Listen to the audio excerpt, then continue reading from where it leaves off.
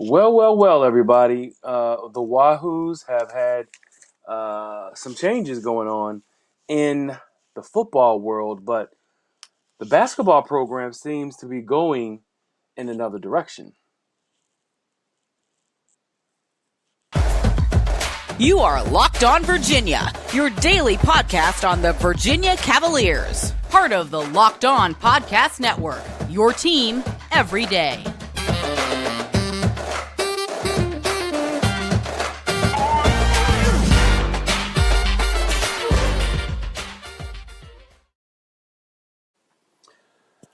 Good day, viewers and listeners. I am your host, Big Law, Lawrence Johnson, and welcome to the Locked On Virginia Cavaliers podcast as part of your Wahoo Fix Every Day, as part of the Locked On Podcast Network. Let me get you our title sponsor. Our title sponsor today is LinkedIn. LinkedIn Jobs helps you find the qualified candidates you want to talk to faster. Post your job for free at linkedin.com/lockedoncollege. That's linkedin.com/lockedoncollege to post your job for free. Terms and conditions apply. Of course, the date is 1/23/23. And as I said earlier, we got a ton to talk about. There is almost an emotional, um, um, like, waterfall happening right now. Just a waterfall of emotion happening right now at the University of Virginia, based off of some things that are happening. And some of the things that are happening is, we're losing a beloved coach, a beloved son of the University of Virginia's football program. And we'll talk about that as well. And that is something that we'll probably be chewing on for the next couple of days. And, the more, information come out, we'll talk about it.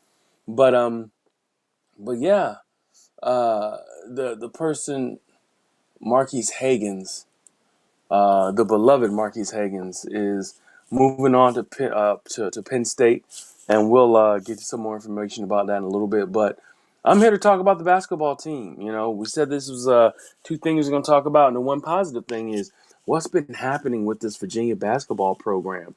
Of course, they beat Wake Forest. You guys saw that, and you watched that game. Of course, I made the uh, I made the prediction that this is a 5-leg game stretch, okay? And this is kind of like an all trap game stretch. 5 games, all trap games, and this is the last 5 games of the month of January, and then you get into the last month of the year. And when you get into the last month of the year, you have to have so many wins under your belt. You have to be tested. This team has been tested. They've done some good things for themselves. They've done some more creative things for themselves as well. A lot more different than what you would see from a Tony Bennett coach team. So let's jump right into it, guys. Of course, UVA beats Wake Forest. They moved up to number 7 in the coaches poll right now, and that's nothing to sneeze at. They were number 10 last week. This poll, they moved up some more, and let's not joke about this. Wake Forest was a really good team this year and last year, of course. You're looking at a team. There was 4 teams tied for second place. You're talking Miami, you're talking UVA, Wake Forest, and the other team that escapes me. But the team that was in first with only 1 loss in the conference was Clemson. And Clemson, was a team that right now they're kind of living their dreams as a basketball program to be leading the ACC this late in the year. With only a month left, when have you ever? I don't know if I can ever remember that Clemson, with a month left in the regular season, that Clemson is the number 1 team, in the ACC. And the reason is, like I said, they're 7-1 or 8-1 right now. Of course, Virginia, they're currently 7-2, and they're hunting for more. They're hunting for more at 15-3. Remember the 5-game stretch I was talking about? FSU, they got the job done in a hostile environment. Virginia Tech, they got the job done. They needed to win that game. Wake Forest, hostile, super hostile environment. This is what they needed, and quite frankly, this is probably the best game that they've played. I know that I say that, quite a bit, during the season, but this probably is the best game that they played based off of how they shot, based off of the environment they're in, based off of the team they were playing, and also what they were playing for. They were playing for sole possession of second place in the ACC. That's nothing to sneeze at. I don't care what's been going on with the league, even if it is topsy-turvy. You still, got to give them credit for pulling out the victory when needed. And they did. They pulled it out. It got as close as 1 point.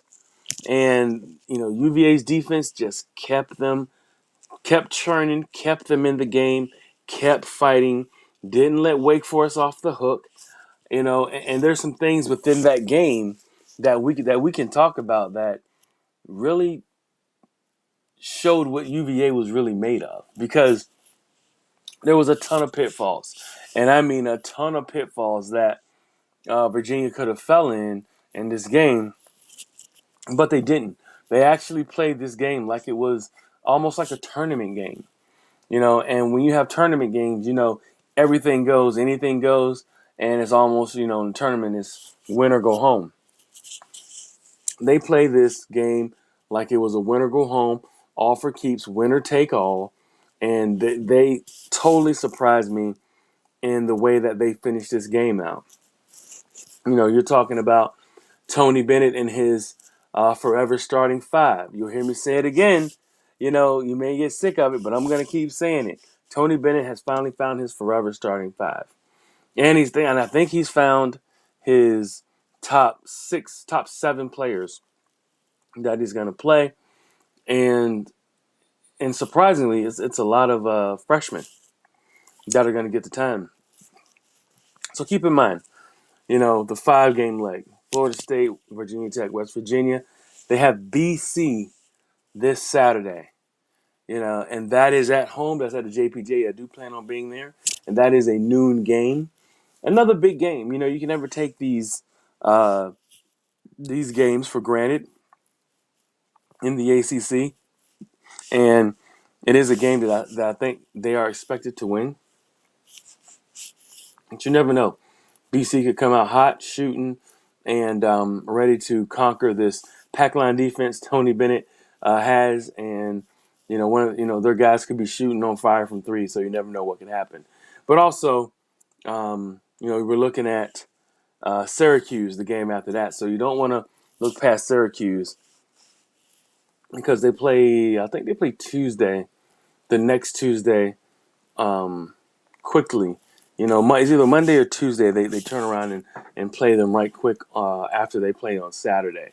But I believe that's why they have them playing at noon. So, yes, but UVA back up to number 7. Remember, they got as high as 2, took a couple losses, battling back up. And the highest ranked team out of the ACC as well. Tony Bennett is doing the Tony Bennett thing that we all love. But let me tell you about something else that I love. As a small business owner or hiring manager, you know that success in 2023 all depends on the team members you surround yourself with. That's why you have to check out LinkedIn Jobs. With LinkedIn Jobs, you can hire qualified candidates more efficiently by matching open roles with people who have the skills, values, and experiences to help you achieve your goals. LinkedIn Jobs helps you quickly attract qualified candidates to your open jobs with targeting tools. They go beyond the resume data by using insights from your job post company and their 875 million member profiles to put your post in front of the most qualified candidates. I said athletes, candidates. Identify the most qualified candidates on LinkedIn Jobs and connect with them fast and for free. LinkedIn Jobs makes it easy to screen and rate applications based on the job qualifications, all on one platform. They know how to help you. In 2003, you want to make sure you get the right candidate. There's no time to waste. Don't waste any more funds. You got to get the right person. Don't invest in somebody who's not going to stay there. That's why you got to get that proper candidate there. It's why small businesses rate LinkedIn Jobs the number one in developing and delivering quality hires versus the leading competition. LinkedIn Jobs helps you find the qualified candidates you want to talk to faster. Post your job for free at linkedin.com/lockedoncollege. That's linkedin.com/lockedoncollege to post your job for free. Terms and conditions apply. We got to thank you for making Locked On Virginia your first listen every day. Make sure you check out our brand new podcast, Locked On College Basketball.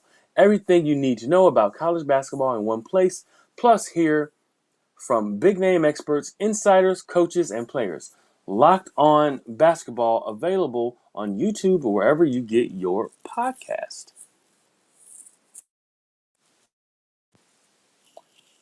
So yes, everybody, jumping back in, we were just talking about Tony Bennett and where this team is and where we're going. Beating Wake Forest was such a big deal to me because they are in sole place of second, sole place of second place, and that means a lot moving into the last month of the year before you start getting into tournament play. Remember, you have the ACC tournament in Greensboro, North Carolina. Then you have the big boy, the NCAA tournament, March Madness tournament, and that all comes down to seeding. So, UVA is big game hunting, and and Clemson is number one right now. Believe me, they're honing their skills. I don't think they're quite there yet, but keep in mind that this team is on a roll, quite frankly, right now, and Tony Bennett won his 400th game. And with Tony Bennett winning his 400th game, to me it seems like Tony has got his stride. He's really in a role right now where he's being creative, with his lineups. I said before, he has a starting five. Starting five meaning Kihei Clark at the point. Then you're going to have Reese Beekman at the 2. At the 3, you got Amon Franklin. At the 4, you got Jaden Gardner. And then at the 5, you got Bennett Vanderplas. And I'll tell you like this. Shout out to Bennett Vanderplas. Bennett Vanderplas actually is playing a better center than the other 2 centers that have been in the system for their whole college careers. Cafaro's been there for at least 4 years, and Caden has been there for 3 years as well. He's on his 3rd year. But Bennett, we'll just say BVP for short, has been doing a great job of staying in front of the big men that he's guarding and making sure they go over him. So I think they're shooting in the low or the high 20s, like 29%. Whenever he's guarding those big players, he holds his ground. I think what makes him special as well is his intellect. His smarts on the court. His decision making. He's not getting bad fouls. He's not turning the ball over on offense. I think that was something that Tony Bennett desired. Not saying that Caden isn't a player who is successful, because Caden was almost averaging 10, or he was at one point averaging 10 points a game for this squad. But his minutes have been reduced drastically. I mean, between the last 2 games, maybe he's played 10 minutes at the most between 2 games. 10 to 15 minutes at the most. So, you know, bless the guy, for for for all the beating that he takes. But I think Tony Bennett was looking for something else, which is surprising to me. And did not know that Tony will go to a small lineup and keep it there. But this is the flip side. This is the first time really in my coverings of Tony Bennett that he's actually taken and switched out offense for defense. Usually it's the other way around. That's been his culture. But he's actually went with more offense instead of defense. Now listen to me when I tell you this. Bennett Vanderplas, Jaden Gardner, Armand Franklin, who is absolutely still shooting the lights out. Man, every time I have to give him props, I'm eating so much crow because he had 25 points and 10 rebounds, for this game. Great shooting on Armand, who's shooting 40+% from three. Reese Beekman, who's shooting damn near 50% himself from three. And Kihei, who's shooting in the high 30s, almost 40% himself. So you got a lot of guys who can shoot threes. And did I mention to you that BVP, your center, actually can step out behind the line and shoot threes? And I think Tony Bennett has unlocked the key, has used the key, to unlock the Bennett Vanderplas box of Pandora's box. He found out that Bennett Vanderplas, first of all, needs minutes. He needs touches. He needs to play. And what we would say in football is we got to hand him the ball. We got to get him lathered up. That's one of my coaches back in the day when I played running back back in the day and I was running the ball. The coach was saying, we got to get him the ball a few times to get him lathered up, to get him sweating, to get him some contact, to get into the game. And that's the same thing I think with Bennett Vanderplas. You can't just bring him off the bench and expect him to come in shooting, and be a deadeye. We have another guy for that, and we'll talk about that as well. But for BVP, we need him on the court, sweating, lathered up, playing that defense, and stretching defenses as well. And when those defenses have to step out on him, those big men have to step out on him, that just leaves other lanes open for the smaller guys on the team, meaning the guards, point guards, two guards, wing players, to do what they have to do on the box. Also, Jaden Gardner, even though he plays kind of the power forward, but a little bit of an undersized power forward, but gives him room, without another big man around to block his shot. I think that was something that hindered him is Caden. When Caden was on the court, there's another big man that Jaden, would have to deal with. If Bennett Vanderplas steps out, Bennett Vanderplas typically going to take the biggest man on the team, the opposing team, away. They're going to have to step out to Bennett, or Bennett's going to knock down a three. So they got to step up into Bennett Vanderplas and not let him shoot an open three. If that's the case, you're going to have Jaden Gardner on the block one-on-one with someone similar to him in size. Because he can score down there. He has I call him kind of a comparison to like David West, where he can be a mid-range assassin. But he also is strong enough and explosive enough to play on the block, even at an undersized power forward body that he has, and still be successful. Then we talk about the guards. Okay, the guards are actually shooting the lights out right now. Over this little stretch that we're on, our guards are shooting, guys. No complaints. I'm not even going to jinx anything. I got nothing to say except good things. Great job, Armand Franklin, for just pulling up, shooting threes, which he had an issue with that last year. And I don't know what it is going on this year, but he's playing his best basketball as a Wahoo. You know who else is playing their best basketball as a Wahoo? And it's a lot of basketball. It's Kihei Clark.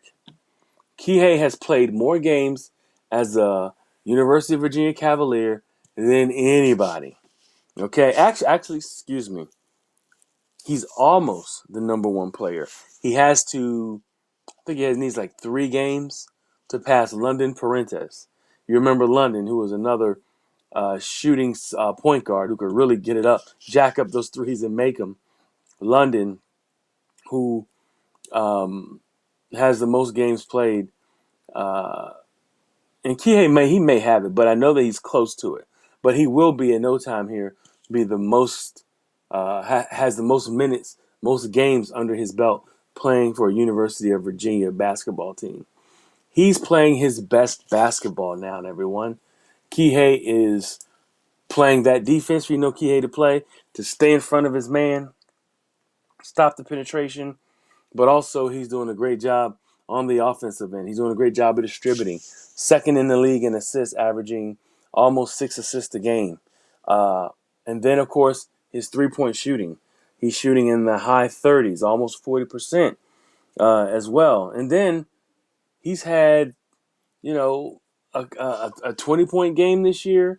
He's had some games where he's driving to the bucket, getting some easy points. He's really using his game to his strength and being very versatile. So shout out to Kihei, and then of course Reese Beekman.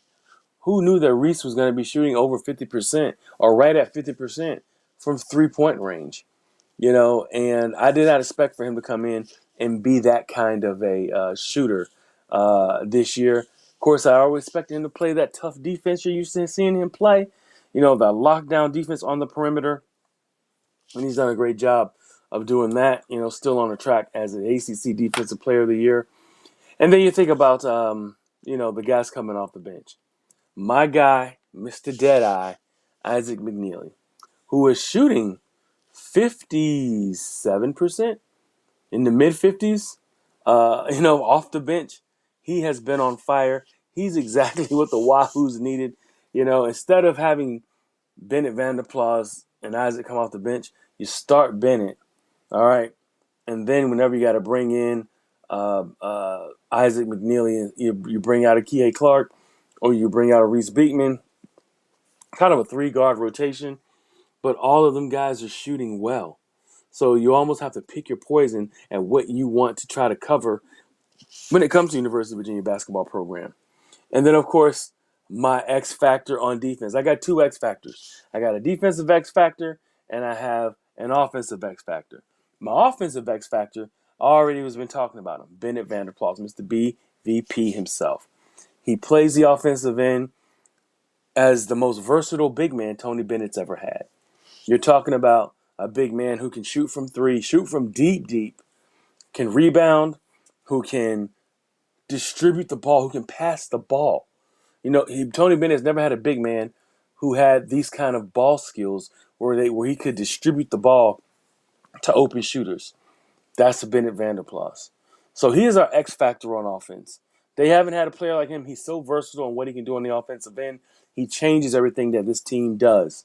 But the X factor on defense, and it showed out for this last game for sure, Ryan Dunn. And it shows in how many minutes he's getting right now from Tony Bennett.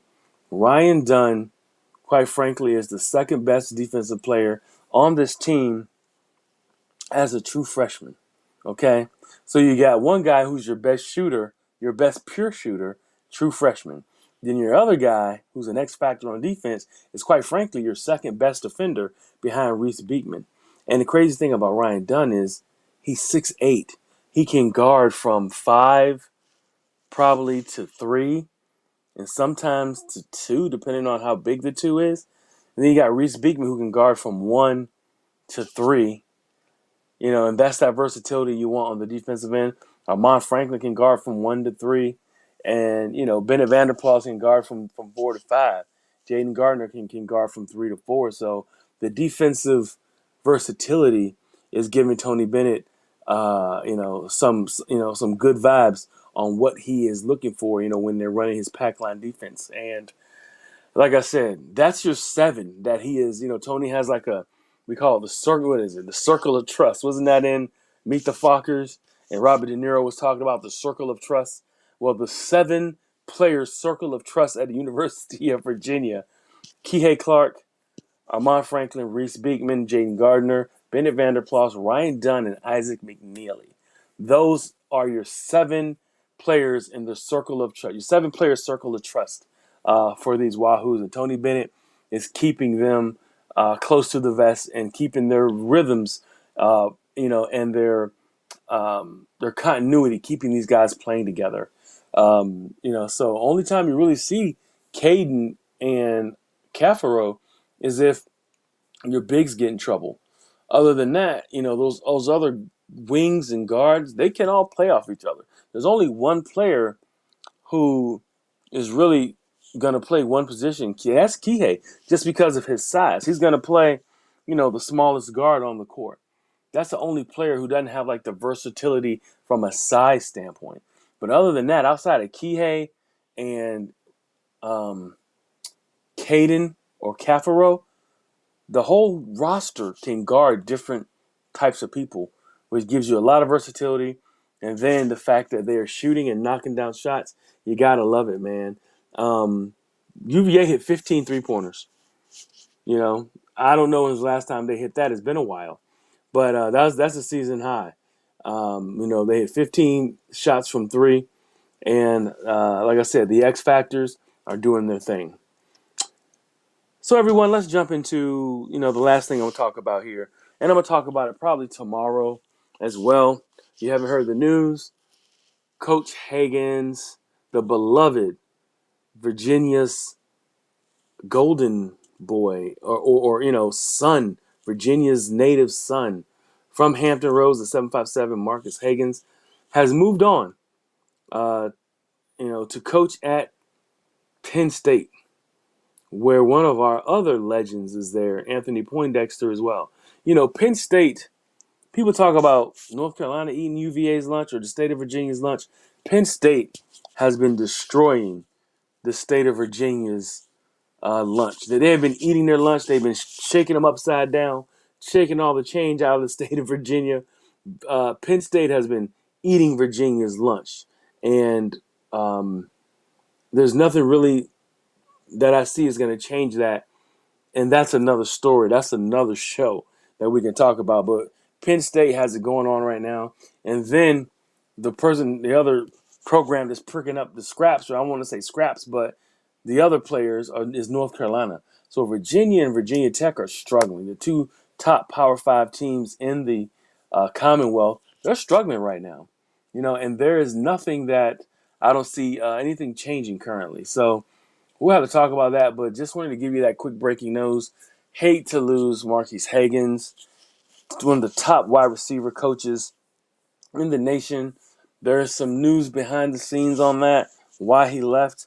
I know that he wants, I feel that he wants, sometime soon, maybe not next year, the year after, but soon, maybe he wants to be a head coach.